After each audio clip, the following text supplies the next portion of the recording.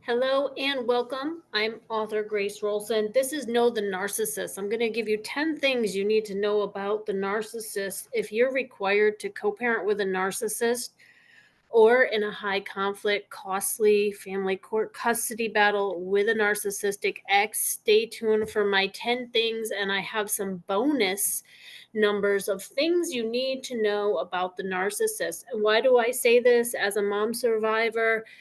Because knowledge is power. Just a quick disclaimer that I'm not a lawyer or a therapist. This is not direct advice. I'm not diagnosing anyone. You can't diagnose anyone. Maybe if you're a therapist, you could, but even then, if you're close to this, you may not even see it or be the best person to deal with it.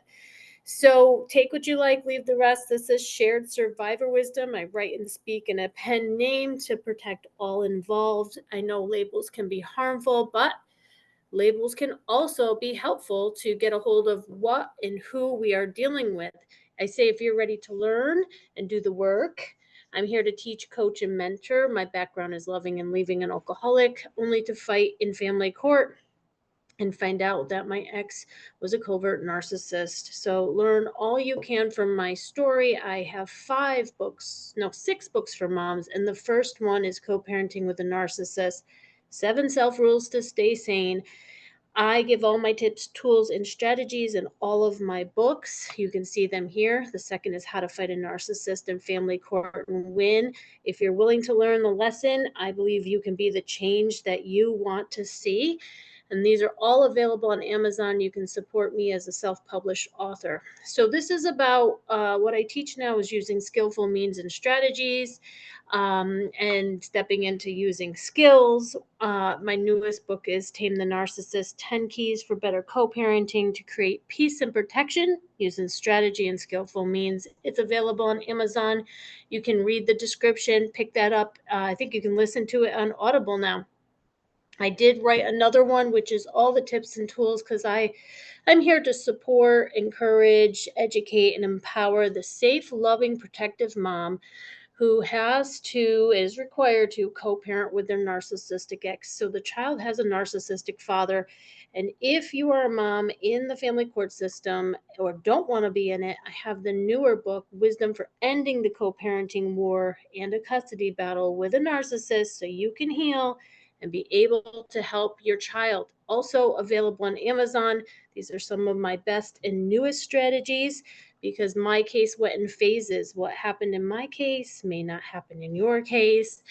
So here we are. If you want to use skillful means, it's important to know the narcissist. I'm not an expert in all narcissists. I know the one that I'm dealing with. So these will be general, typical, or what I experienced. They may or may not apply to you or your ex.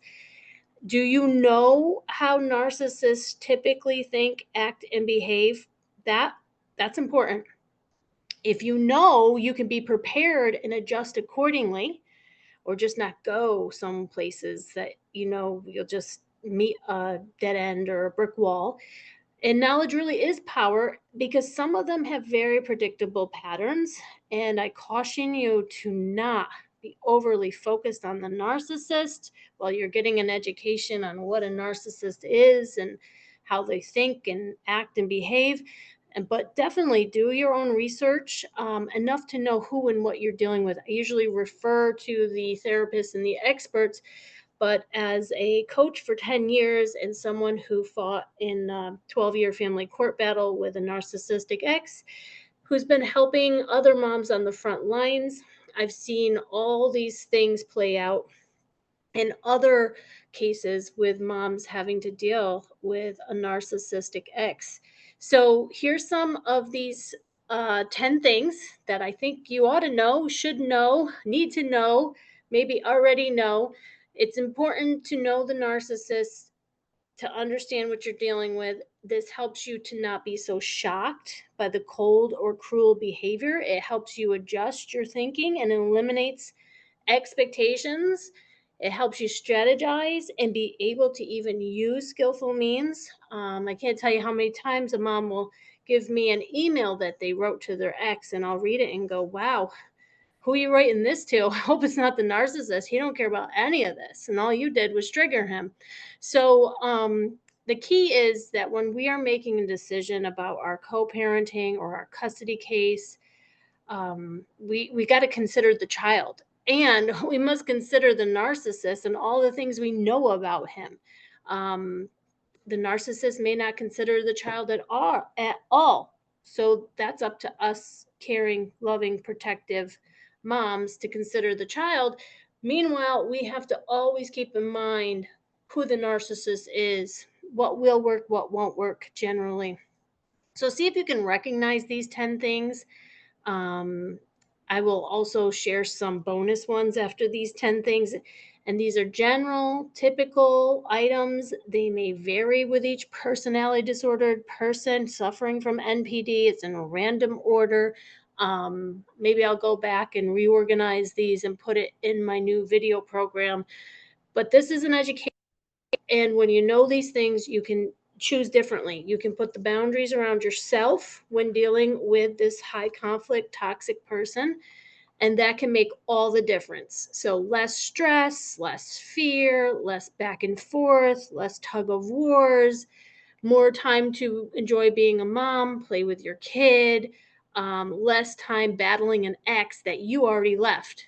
And then you don't want to spend all your time on a narcissist that you already left. So that's a win in itself. And then we have to just keep walking.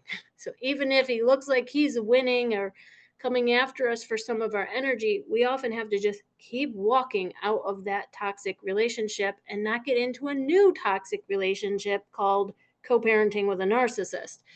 So many of you know how to parallel parent, and that's what you do. When you use skillful means, you have a chance at cooperation and co-parenting. And I have a miracle case, but I really don't think it was such a miracle. The narcissist called it that. I really believe it's just a shift in perception and me learning who he is and using skillful means and strategies versus being reactionary from my trauma and triggers.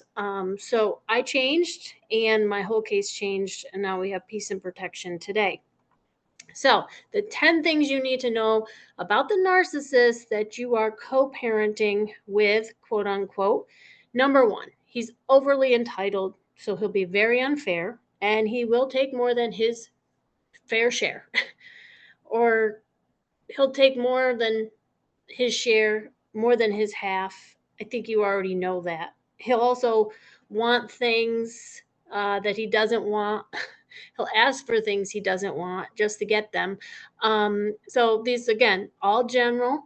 I haven't seen a very generous narcissist unless they're trying to impress someone, a judge, new supply, their kid. So remember, this is general and typical, and this is really coming from what happened to me. Number two, he lacks empathy and is selfish.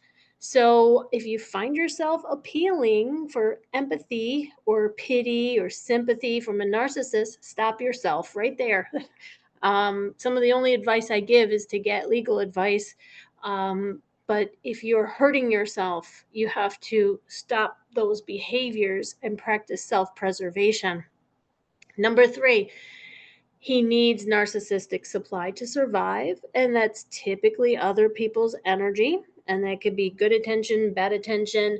Narcissistic supply can be approval, praise, accolades. It can be a lot of things. It can be their money, their toys, their stuff, their image. It can be, all kinds of things can be narcissistic supply, but it's typically those superficial things. Number four, he's easily triggered. So just think for a moment how triggered you are by the narcissist, and just imagine he's worse. Looks on the outside like he's got it all together. He's the big bully and he's bulletproof, but he's not. All of this fear and anxiety that he lives in under the surface is what creates that outer false self and image that he presents to the world. So just know, number five, he's typically pathologically jealous. So he doesn't want to be outshined as a parent. So you might see competitive parenting. Oh, that's what I should put in here. Highly competitive. I usually tell moms that. It's like, don't try to compete for who the best parent is. That's why you hear the Disney dad term. Number six, he's full of lies and can easily twist the truth. I mean, easily. So if you want to accuse the narcissist of something, you may find that the next day or the next second, he's accusing you of that very thing. They will take what you say, turn it, and point it back at you and use it as a weapon. So they can weaponize anything. So you've got to watch your words carefully. And this is where I teach moms only give to the narcissist what you want to hear back. And that's why I teach moms don't go toe to toe with a narcissist. Number seven, he has many emotionally destabilizing tactics in his tool belt. He's a master manipulator. They've had their whole lives to practice this. So just imagine expert skill, wordsmith, word salad, circular conversations, off topic, all kinds of things. If you want to get into a back and forth with a crazy person and then go crazy from it, you could talk to a narcissist. I recommend not. That's why lawyers want things in writing, because they'll say they didn't say it. That's why we have videos, because they'll say it didn't happen. We have a lot of things in our societies to protect everyone because of narcissists. So number eight, he can sabotage himself. Now, a lot of moms are enabling the narcissist for different reasons. Sometimes, if we get out of the way, they can just crash and burn themselves. And especially if we don't show up to the fight that he invited us to, he can get bored and go do something else with somebody else. Number nine, he loves causing chaos, confusion, drama, and pain. So get out of the trauma, drama, and chaos of the narcissist. Get out of his world that he creates with all that. Step out into a new world of sanity, stability, serenity, being smart, being stable, and hold your firm footing. Number 10, he will often retaliate, seek revenge, hold a grudge, even if it hurts himself or his own child or children. So, yeah, when you are thinking about beating, defeating, destroying the narcissist or annihilating him, you've got to think about this. And they do often go for vengeance. And that's why I don't recommend that whole mentality, but rather neutralizing, disarming, de escalating situations, coming up with these skillful means strategies as a way to protect children. And I always tell moms, don't underestimate the narcissist. A mom who posts that she won full rights, and she just beat him in court is the same mom I'll find out 5 years later lost everything because he just got a better lawyer and beat her worse. They will call in false CPS, child protective services claims. They will call the IRS to accuse you of lying on taxes. When they feel stripped of their power, they tend to find a way to retaliate and seek revenge. So we want to find a way to not be the enemy to destroy or the target of blame in the narcissist's mind. We don't want to be pit against our ex, like the lawyers do and the family court is set up. We want to be smarter than this, rise above it, use wisdom and compassion. So be smart about your custody case and dealing with a co-parent who's got a personality disorder. If they're personality disordered, we can expect disorder. So maybe you have to buy the extra sets of shoes because they don't buy any, or some don't come back to you. I sometimes laugh how many winter boots I get back in the summer because they just fall into an abyss with winter coats. But my child doesn't go without winter boots or winter coat. Here's some more. He is an opportunist. So that's why I tell moms, get a lawyer. Don't be perceived as weak or non-protected. A lawyer is our representation or advocate for our rights. There are times to not get a lawyer, but maybe have legal guidance behind the scenes and then get the lawyer at the very end when you're headed to trial as a strategy. But if we are perceived as weak by someone who likes to take advantage of disadvantaged people, that can just go against us. So we want to be strong and supported and stable. This is probably number 12. He's toxic to others. I even say narcissists are toxic to themselves. I mean, they have so many blind spots. They don't think long term. They self sabotage. You were in a relationship with them. Like they were blowing it up in different places. That's why they're highly triggered. They blow a lot of things up. Another one is he's a chronic complainer, an expert blamer. You'll see them complain. If they're not chronic complainers, they're highly political and they'll find someone to blame politically. But just know that they're out there. Another one is he seeks to be in charge and craves control. They want to be kings. They want to be in charge. You'll see a lot of them in positions of authority, climbing up to be the head honcho. Another one is he's greedy. So they're not generous. I mean, if they were generous and great guys and easy to get along with and compassionate and empathetic, we'd probably still be with them, right? Instead, they're greedy, selfish, self-centered, absent-minded. So here's another. He loves to get away with things. Loves it. It's like he feels like he's got the whole world fooled. So they'll be trying to get away with crimes and different things, and they enjoy it. So if you're someone who can't stand an ounce of injustice or unfairness, this will really get to you. You will be triggered. If you can just understand this is what they do, this is what they crave, this is what they go for, it's not personal, you'll be better off. Another one is he loves to win, hates to lose. You know that. Highly competitive. Another one is he likes to look good and hates looking bad. So that's where sometimes you can get the leverage of exposing them to something or someone that might be enough for them to back off or stop an advance in family court.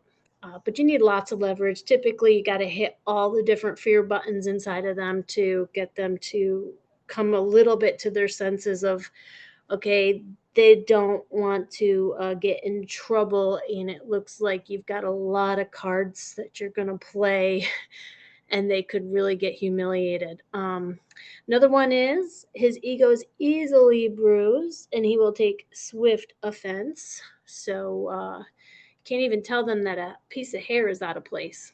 Another one is he gets energy from arguing and draining others. So for an empath, an argument is very exhaustive, but they get very energized. They enjoy watching other people just get emotionally drained.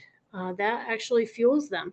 So you got to know what that fuel is and step out of feeding it. You don't want to feed a narcissist your fear, your pain, your problems. That's another one we'll come up to. So I got one more page. Stay tuned.